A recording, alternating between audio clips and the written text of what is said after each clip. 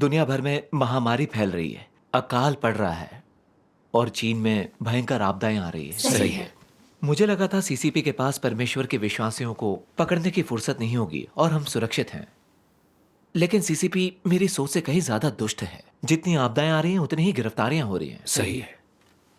जब तक सीसीपी रहेगी तब तक वो परमेश्वर के चुने हुए लोगों को गिरफ्तार करती रहेगी। हाँ, बिल्कुल। मैंने कम्युनिस्ट पार्टी की गिरफ्तारी और यातना को झेला है, तभी मुझे साफ तौर पर उसका दुष्ट चेहरा नजर आया। वो एक ऐसी राक्षस है जो सत्य से घृणा और परमेश्वर का विरोध करती है। अगर हम परमेश्वर का अनुसरण करते हैं तो वह हमें गिरफ्तार करती है, यातनाएं देती है। लेकिन परमेश्वर इन परीक्षणों और परेशानियों के जरिए हमारी आस्था और प्रेम को पूर्ण करता है। यही परमेश्वर की बुद्धिमत्ता है। सच्ची बात है। अगर हम परमेश्वर पर भरोसा रखें तो हम मुश्किलों में भी परमेश्वर की गवाही दे सकते हैं और उसकी स्वीकृति पा सकते हैं। हाँ। अच्छा भाई यू, हाँ। आप हमें अपना अनुभव बता सकते हैं? बताइए ना। बताइए ना। मई 2008 में एक दिन सभा के बाद मैं घर जा रहा था। जैसे ही अपनी बिल्डिंग के पास पहुंचा तो देखा दर्जन भर लोग नीचे खड़े हुए हैं। उनमें 2 वर्दीधारी पुलिस वाले थे। मुझे झटका लगा। इससे पहले कि मैं कुछ सोच पाता, एक पुलिस वाला मेरे पास आकर बोला, आप यू जी हैं? हम पुलिस स्टेशन से आए हैं। आप सर्वशक्तिमान परमेश्वर में आस्था रखते हैं, हमारे साथ चलिए। मैंने कहा, इस देश का कानून धार्मिक आस्था की आजादी देता है ना? बिल्कुल। उसने मुझे घूर कर देखा और बोला, आस्था वास्था पश्चिमी देशों में होती है, चीन में सर्वशक्तिमान परमेश्वर में विश्वास रखना गैर कानूनी है। फिर 4 सादे वेशधारी मेरे घर का दरवाजा खोलकर सीढ़ियों से ऊपर की तरफ लपके। उन्होंने धमकाते हुए कहा, सर्वशक्तिमान परमेश्वर की जितनी भी पुस्तकें हैं फटाफट हमारे हवाले करो। उन्होंने पूरे घर को तहस नहस करना शुरू कर दिया, सब कुछ तितर बितर कर दिया। उन्होंने वचन देह में प्रकट होता है कि एक प्रति बरामद कर ली, वीसीडी प्लेयर और ईश वचनों की सीडी भी जब्त कर ली और मुझे पुलिस की गाड़ी में बैठा कर ले गए। मैंने सोचा, चूंकि इन्हें परमेश्वर में आस्था के प्रमाण मिल चुके हैं, अब पता नहीं ये लोग मुझे क्या यातना देंगे। अगर मुझसे अपराध कबूल करवा लिया तो जान से ना मारें पर भयंकर पीड़ा देंगे। सच है। मैंने तुरंत परमेश्वर से प्रार्थना की, सर्वशक्तिमान परमेश्वर, इस अचानक हुई गिरफ्तारी ने मुझे डरा दिया है। मुझे आस्था और बल देना ताकि मैं तुम्हारी गवाही दे सकूं, ना कि यहूदा बनकर तुझे धोखा दूं। आमीन। प्रार्थना के बाद मुझे काफी सुकून मिला। फिर मुझे वचनों का यह अंश याद आया, विश्वास एक लट्ठे के पुल जैसा है, डरोगे तो गिर पड़ोगे, पर डूबने के लिए तैयार रहो तो उसे पार कर लोगे। अगर मनुष्य कायर और भयभीत है, मतलब शैतान ने उन्हें मूर्ख बनाया है, इस बात के डर से कि हम विश्वास का पुल पार कर परमेश्वर में प्रवेश कर जाएंगे। आमीन। परमेश्वर के वचनों ने मुझे आस्था दी कि पुलिस वाले मुझे कितना भी सताएं, मैं परमेश्वर पर भरोसा रखूंगा, गवाही दूंगा। आमीन। शहर के पुलिस स्टेशन में लाकर पहले तो उन्होंने मुझे एक अंधेरी कोठरी में बंद कर दिया। दोपहर 2 बजे मुझे पूछताछ कक्ष में ले जाया गया। एक पुलिस वाला दीवार पर लिखे जुमले की तरफ इशारा करते हुए बोला, अपराध स्वीकृति में नरम और प्रतिरोध में कठोर रहो। आज तुम्हारी भलाई के लिए ही हम तुम्हें यहां लाए हैं। अगर तुम सब कुछ ईमानदारी से बता दोगे तो हम तुम्हें घर जाने देंगे। तुम जवान हो, कुछ भी करोगे परमेश्वर में विश्वास रखने से तो बेहतर ही होगा, पर चीन में इसके जुर्म में तुम्हें जेल जाना पड़ेगा। बताओ, क्या आस्था रखना इस लायक है? तो उसकी बात सुनकर मैंने सोचा, तुम मुझे जेल का डर दिखाकर चाहते हो कि मैं परमेश्वर को धोखा दे दूं? मैं तुम्हारी चालों में नहीं आऊंगा। सही है। उसने देखा कि मैं कोई जवाब नहीं दे रहा तो उसने अगला सवाल दागा, किसने कहा परमेश्वर में विश्वास रखो? तुम्हारी कलीसिया में कितने लोग हैं? तुम्हारे पास कितनी किताबें हैं? अपना चढ़ावा कहां रखते हो? ईमानदारी से बता दो, वरना फिर से सख्ती से पूछा जाएगा। मैंने कहा, मुझे नहीं पता। उसके बाद उन्होंने एक लैपटॉप खोला, दर्जन भर तस्वीरें दिखाई और भाई बहनों को पहचानने के लिए कहा। एक पुलिस वाले ने घमंड से कहा, हम इन तमाम लोगों पर नजर रखे हुए हैं, ये कहीं भी भाग कर जाएं, भले ही विदेश चले जाएं, हम इन्हें ढूंढ कर यहां ले आएंगे। मैंने कहा कि मैं इनमें से किसी को नहीं पहचानता। एक पुलिस वाला अपना आपा खोते हुए मुझ पर जोर से चिल्लाया, अगर हमें पता चला कि तूने झूठ बोला तो तुझे उसकी कीमत चुकानी पड़ेगी। अगली सुबह वो लोग फिर मुझे पूछताछ कक्ष में ले आए। एक पुलिस वाले ने मुझसे कहा, आज हम तुझे प्रबुद्ध करने के लिए किसी को लाए हैं। तू घर में अकेला कमाने वाला है, तेरी बीवी बच्चे माँ बाप हैं।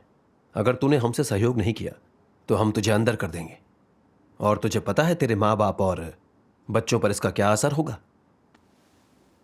इतना कहकर वो मेरी पत्नी को ले आए। पत्नी ने मुझसे कहा, आपको जो भी जानकारी है इन्हें बता दीजिए। इनका कहना है कि अगर आपने इन्हें जानकारी नहीं दी तो आपको जेल जाना पड़ेगा। अगर आप जेल चले गए तो मेरा, बच्चों का और माँ बाप का क्या होगा? मेरी पत्नी ही मुझे मनाने की कोशिश कर रही थी। ये बहुत दुख की बात थी। मैंने भी सोचा कि अगर मैं जेल चला गया तो पत्नी अकेली पूरे परिवार को कैसे संभाल पाएगी। माँ बाप 70 से ऊपर हैं। अगर वो ये खबर सुनेंगे तो क्या वो इस सदमे को झेल पाएंगे? यह सोचकर मेरी परेशानी और बढ़ गई। मैंने तुरंत परमेश्वर से प्रार्थना की, सर्वशक्तिमान परमेश्वर, मैं बहुत दुखी हूं क्योंकि मैं अपने रिश्तेदारों को छोड़ नहीं सकता। मुझे राह दिखा और प्रबुद्ध कर, मुझे आस्था और शक्ति दे। मैं तेरी गवाही देकर शैतान को अपमानित करना चाहता हूं। प्रार्थना के बाद मुझे परमेश्वर का यह अंश याद आया, वह सब कुछ करो जो परमेश्वर के कार्य के लिए लाभदायक है, ना कि वो जो परमेश्वर के कार्य के हितों के लिए हानिकर हो। परमेश्वर के नाम, उसकी गवाही और उसके कार्य की रक्षा करो। आमीन। परमेश्वर के वचनों से मुझे समझ आया कि मुझे समझाने के लिए पुलिस का मेरी पत्नी को यहां बुलाना शैतान की एक चाल है।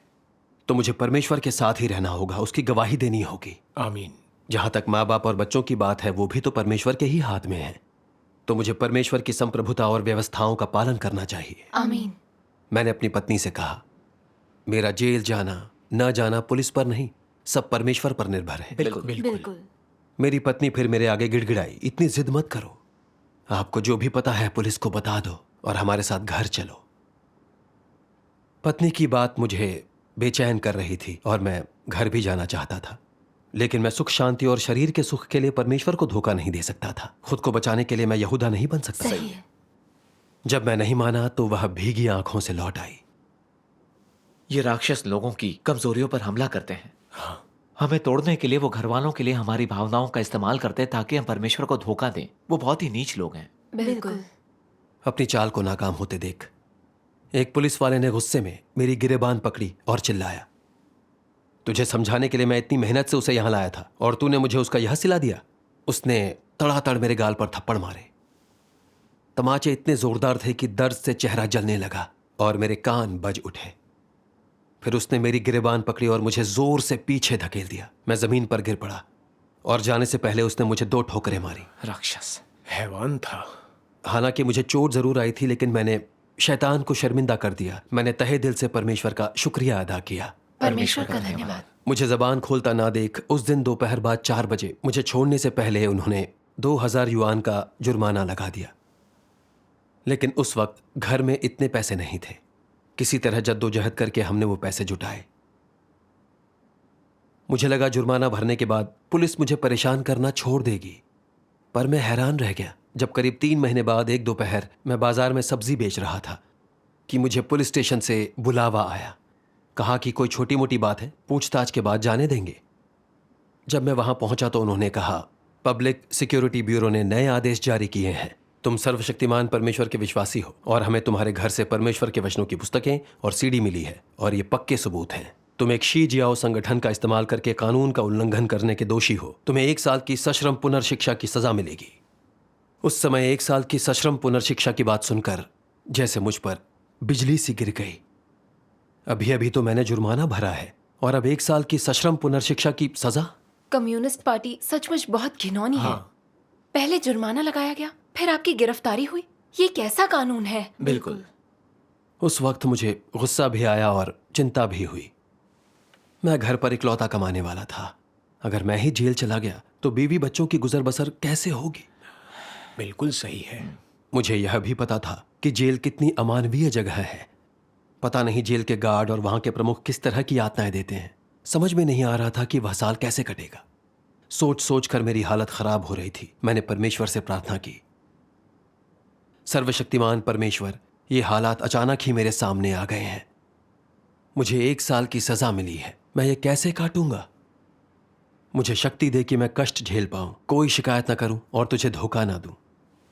मैं अपने माँ बाप और बीवी बच्चों को तेरे हवाले करके तेरे आयोजनों और व्यवस्थाओं का पालन करना चाहता हूं। आमीन।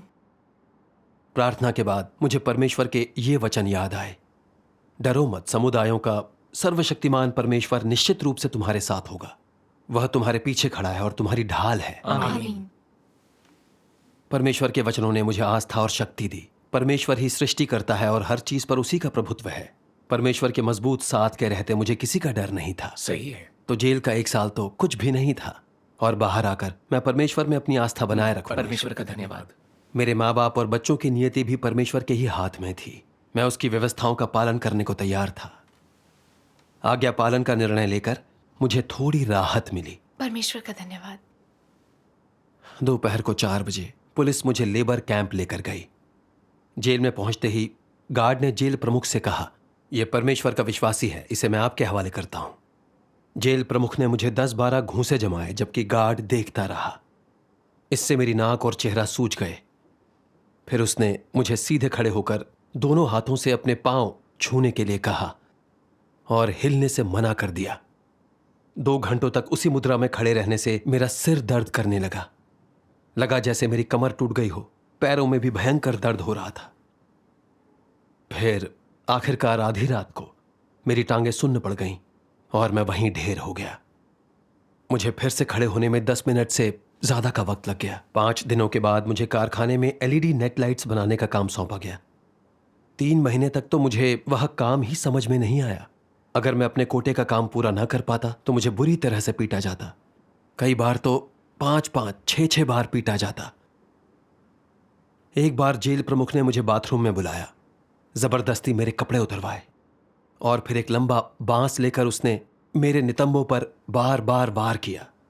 उसके बाद वो बांस टूट गया तो उसने एक 4 सेंटीमीटर मोटे धातु के कोड़े से मुझे मारना शुरू किया।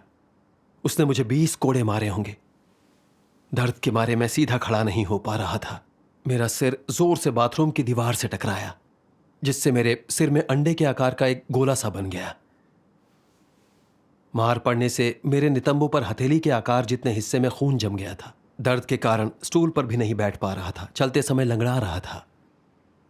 लेकिन वैसी स्थिति में भी मुझे अपना रोज का काम पूरा करना पड़ता था। अगर मैं अपना कोटा पूरा ना कर पाता तो मुझे और भी कठोर दंड मिलता। ये धरती पर नरक जैसा लगता है। बिल्कुल सही कहा। मानसिक और शारीरिक दोनों तरह की यंत्रणाओं को झेलना बहुत मुश्किल था। मैं दीवार से सिर फोड़कर मरना चाहता था। लेबर कैंप के एक भाई को जब मेरी हालत का पता चला तो उसने मेरे साथ संगति की। हम यहां परमेश्वर के परीक्षण और जांच के कारण हैं। हमें उस पर निर्भर रहकर उससे प्रार्थना करनी चाहिए ताकि हम गवाही देकर शैतान को अपमानित कर सकें। अगर हम थोड़ा सा कष्ट सहते ही जान देना या इन स्थितियों से भागना चाहेंगे तो गवाही कैसे देंगे? सही है। उस भाई की बातों ने जैसे मुझे तुरंत ही चेता दिया। मुझे यातना देने के लिए इन हथकंडों का इस्तेमाल इसलिए किया गया ताकि मैं परमेश्वर को धोखा दे दूं। बिल्कुल। इस तरह से जान देकर क्या मैं शैतान की चालों में नहीं फंस जाऊंगा? मैं शैतान के हाथों बेवकूफ नहीं बन सकता। मुझे आस्था बनाए रखनी है और रिहाई के बाद भी अपने कर्तव्यों का पालन करना है। परमेश्वर का धन्यवाद। परमेश्वर के प्रेम के कारण ही आपको जेल के अंदर एक भाई की मदद मिल गई। 15 दिन बाद मेरे माथे का जख्म संक्रमित होकर पक गया। वो इतना सूज गया कि मुझे दिखना भी मुश्किल हो गया। लेकिन गार्डों को मेरे मरने जीने की कोई चिंता नहीं थी। वो मुझे कारखाने में काम करने के लिए मजबूर करते रहे। अगर मैं काम न भी कर पाता तो भी मुझे वहीं खड़ा रखते और आराम न करने देते। कितना अमानवीय व्यवहार था। हाँ, ये जानबूझकर सताना है। हाँ, इस दौरान मैंने जेल के गार्डों से कई बार अनुरोध किया कि मुझे डॉक्टर से मिलना है, लेकिन वो मानते ही नहीं थे। उस दौरान मेरा सिर बहुत दुखता था। ऊपर से ढेर सारा काम था जिसे हर रोज पूरा करना होता था। मुझे चिंता होने लगी। मैंने सोचा अगर ऐसा ही चलता रहा तो जेल में ही मेरी मौत हो जाएगी। यही सोच सोच कर मुझे डर लगने लगा। तो मैंने परमेश्वर से प्रार्थना की, सर्वशक्तिमान परमेश्वर, मुझे डर है कि जेल में ही मेरी मौत हो जाएगी। मुझे आस्था और शक्ति दे ताकि मैं तुझ पर निर्भर होकर जिंदा रह सकूं। आमीन। प्रार्थना के बाद मुझे उसके वचन का यह अंश याद आया। आइए पढ़ते हैं। ठीक है। परीक्षणों से गुजरते हुए लोगों का कमजोर होना या उनके भीतर नकारात्मकता आना या परमेश्वर की इच्छा पर या अभ्यास के लिए उनके मार्ग पर स्पष्टता का अभाव होना स्वाभाविक है। परंतु हर हाल में अय्यूब की ही तरह तुम्हें परमेश्वर के कार्य पर भरोसा अवश्य होना चाहिए और परमेश्वर को नकारना नहीं चाहिए। यद्यपि अय्यूब कमजोर था और अपने जन्म के दिन को धिक्कारता था, उसने इस बात से इनकार नहीं किया कि मनुष्य के जीवन में सभी चीजें यहोवा द्वारा प्रदान की गई थी। और यहोवा ही उन्हें वापस ले सकता है। चाहे उसकी कैसी भी परीक्षा ली गई, उसने अपना विश्वास बनाए रखा। अपने अनुभव में परमेश्वर के वचनों से तुम्हारा शुद्धिकरण चाहे जैसा भी हो, परमेश्वर को इंसान से अपने लिए विश्वास और प्रेम की अपेक्षा है। इस तरह से जिसे वो पूर्ण बनाता है वह है लोगों का विश्वास, प्रेम और अभिलाषाएं। आमीन। इन वचनों पर विचार करके मुझे सब समझ में आ गया। परीक्षणों के जरिए परमेश्वर हमारी आस्था को पूर्ण करना चाहता है। सही है।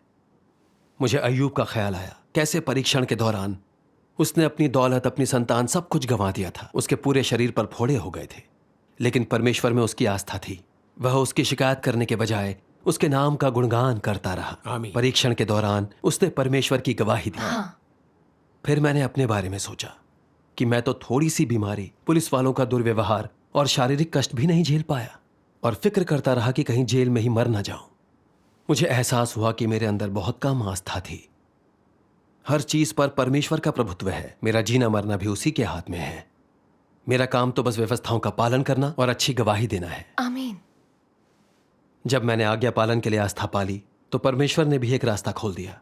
जब मैंने गार्डों से दोबारा अस्पताल जाने का अनुरोध किया तो वे मान गए। महीने भर के इलाज के बाद मेरी चोट धीरे धीरे ठीक होने लगी। 3 महीनों के बाद एक दिन मेरे पिताजी मुझसे मिलने आए। जब मैं मुलाकात कक्ष में गया तो देखा पिताजी पहले से भी ज्यादा दुबले हो गए थे। वो भीगी आंखों से बोले कि मेरी गिरफ्तारी के बाद से ही गांव वाले हमारा मजाक उड़ाते हैं, उल्टी सीधी बातें करते हैं, और मेरी पत्नी दूसरी शादी करने की तैयारी में है क्योंकि वह इस तरह का भेदभाव और उपहास बर्दाश्त नहीं कर पाई। घर का जो भी सामान बेचा जा सकता था बिक चुका है, अब घर घर नहीं लगता। पिताजी के मुंह से ये सब बातें सुनकर मुझ पर जैसे बिजली सी गिरी। मैं सोच भी नहीं सकता था कि मेरे परिवार का यह हाल होगा। मेरी पत्नी जा चुकी थी और मैं जेल में था। अब मेरे बच्चे और बूढ़े माँ बाप का ख्याल कौन रखेगा? इन बातों ने मुझे बहुत दुखी कर दिया, लेकिन मन में एक आक्रोश भी था। मैं सही मार्ग पर चल रहा था, पर सीसीपी ने मुझे गिरफ्तार करके जेल में डाल दिया था, जिससे मेरी पत्नी मुझे छोड़ गई और मेरा परिवार बिखर गया। मुझे उस दुष्ट पार्टी से भयंकर नफरत हो गई। सही बात है। पिताजी ने मुझे परिवार की चिंता न करने को कहा और बोले हमें परमेश्वर पर भरोसा है। अपने पिताजी की इस बात को सुनकर मुझे बहुत ज्यादा सुकून मिला। मैं जानता था कि मुझे भी परमेश्वर पर ही निर्भर रहना है, उसे निराश नहीं करना है। आमीन। पिताजी के जाने के बाद मैंने प्रार्थना की, सर्वशक्तिमान परमेश्वर, घर के हालात जानकर आज मुझे बहुत दुख हुआ, पर मेरा आध्यात्मिक कद बहुत छोटा है। मुझे राह दिखा ताकि मैं तेरी इच्छा समझ सकूं। आमीन। आमीन। आमीन। प्रार्थना के बाद मुझे परमेश्वर के वचनों का यह भजन याद आया।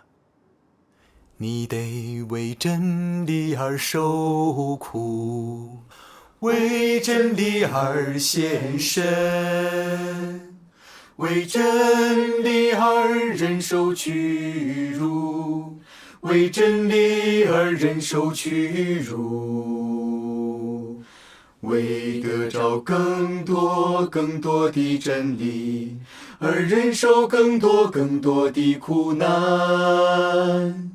这是你该做到的，这是你该做到的。你别因为享受家庭的和睦而丢掉真理，别因为一时的享受失去了你一生的尊严，你一生的人格。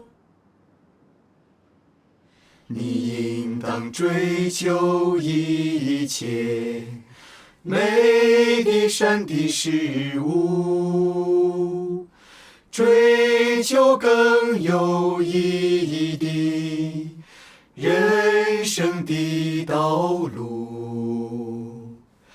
这样庸俗的活着，而且一点追求目标都没有，这不还是虚度吗？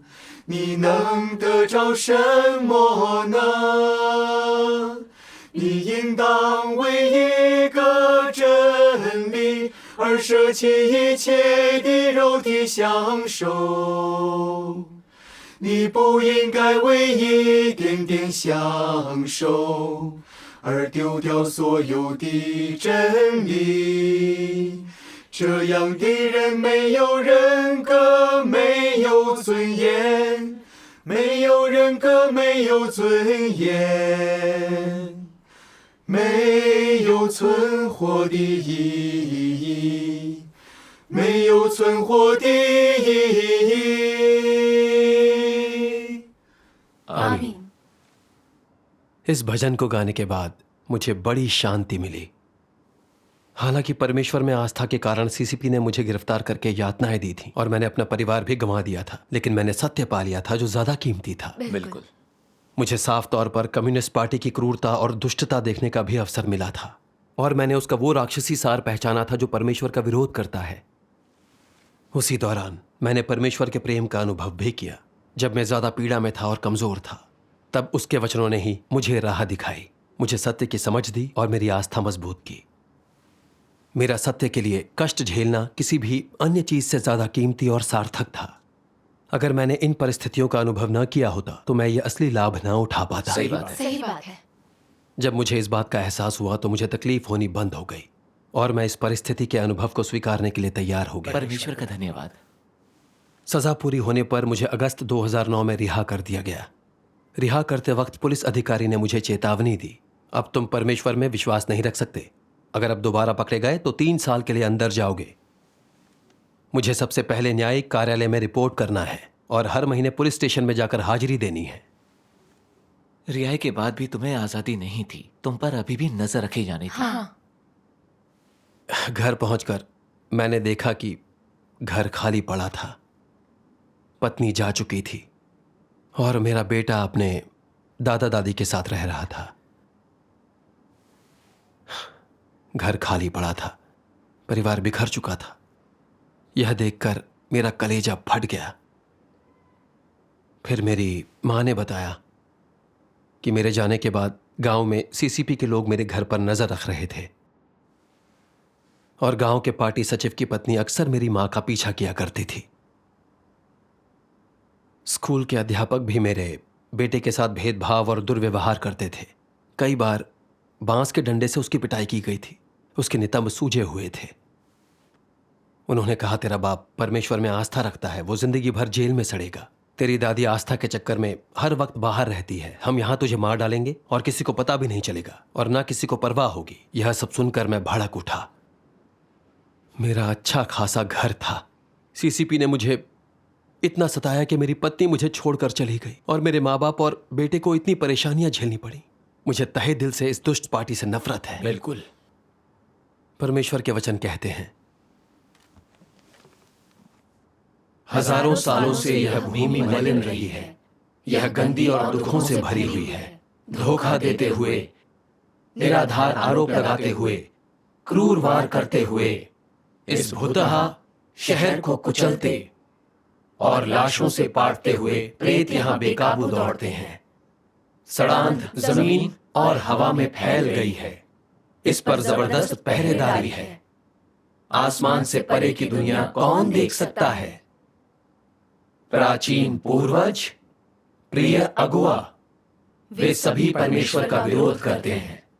उनके हस्तक्षेप से स्वर्ग के नीचे सब कुछ अंधेरे और अराजकता में पड़ गया है। धार्मिक स्वतंत्रता, नागरिकों के वैध अधिकार और हित, ये सब पाप को छिपाने की चालें हैं। किसने परमेश्वर के कार्य को स्वीकार किया है? किसने परमेश्वर के कार्य के लिए अपना जीवन अर्पित किया है या रक्त बहाया है? पीढ़ी दर पीढ़ी, माता पिता से लेकर बच्चों तक गुलाम बनाए गए मनुष्य ने परमेश्वर को बड़ी बेरुखी से गुलाम बना लिया है। ऐसा कैसे हो सकता है कि यह रोष ना भड़काए? दिल में हजारों वर्ष की घृणा और पाप भरे हैं। उस पर अंकित हैं। इससे कैसे न घृणा पैदा होगी। परमेश्वर का बदला लो, उसके शत्रु को पूरी तरह से समाप्त कर दो, उसका उपद्रव रोको, उसे बेकाबू दौड़ने ना दो। यही समय है। मनुष्य अपनी सभी शक्तियां लंबे समय से इकट्ठा करता आ रहा है। उसने इसके लिए सभी प्रयास किए हैं, हर कीमत चुकाई है, ताकि वह इस दानव के घृणित चेहरे से नकाब उतार सके, और जो लोग अंधे और हर तरह से प्रताड़ित किए गए हैं उन्हें अपने दर्द से उबरने और इस दुष्ट प्राचीन शैतान से मुंह मोड़ने दे। आमीन। परमेश्वर के वचनों से जो कुछ उजागर हुआ उससे मुझे सीसीपी का परमेश्वर विरोधी सार साफ साफ नजर आ गया। उसने जितना मुझे सताया उतना ही मैं उसे त्यागता और नकारता चला गया। उस वक्त मरते दम तक परमेश्वर का अनुसरण करने का मेरा इरादा और भी पक्का हो गया। उन यातनाओं और मुश्किलों को सहने के साथ मुझे परमेश्वर के प्रेम का भी अनुभव हुआ। जब जेल के गार्ड मुझे सता रहे थे और मैं बीमार था, तब परमेश्वर ने ही मुझे जिंदा रखा था। बिल्कुल। सबसे पीड़ादायक और कमजोर पलों में परमेश्वर के वचनों ने ही मुझे राह दिखाई और आस्था दी और मुझे मजबूती से खड़ा रखा। परमेश्वर का धन्यवाद। इस अनुभव के बाद मुझे असलियत में और व्यवहार में महसूस हुआ कि परमेश्वर मेरे साथ है, मेरी अगुवाई कर रहा है। मैंने तहे दिल से उसका धन्यवाद किया। परमेश्वर का धन्यवाद। परमेश्वर के आशीर्वाद से ही यातनाओं के बावजूद आपको इतना कुछ हासिल होता है। हाँ, हम बड़े लाल अजगर की राक्षसी प्रकृति को देखने के लिए उसकी यातनाओं का अनुभव करते हैं, ताकि उसे त्याग सकें, परमेश्वर के अनुसरण हेतु आस्था पा सकें। बिल्कुल। मुझे उसके कार्य की बुद्धिमत्ता दिखाई देती है। परमेश्वर का धन्यवाद। परमेश्वर का धन्यवाद। परमेश्वर का धन्यवाद। परमेश्वर का कार्य बुद्धिमान सही बात है।